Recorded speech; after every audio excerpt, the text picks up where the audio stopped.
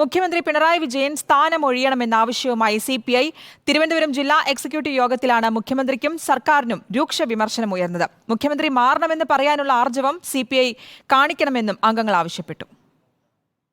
തിരുവനന്തപുരത്ത് മുന്നേറ്റം പ്രതീക്ഷിച്ചിരുന്നെങ്കിലും രാജീവ് ചന്ദ്രശേഖറിന് പിറകിൽ മൂന്നാമതായിരുന്നു CPI സ്ഥാനാർത്ഥി പന്ന്യൻ രവീന്ദ്രന്റെ സ്ഥാനം.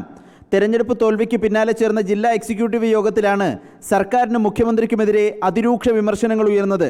മുഖ്യമന്ത്രി സ്ഥാനമൊഴിയാതെ LDFന് തിരിച്ചുവരാൻ കഴിയില്ല. മുഖ്യമന്ത്രി മാറണമെന്ന് പറയാൻ CPI നേതൃത്വം ആർജവം കാട്ടണം.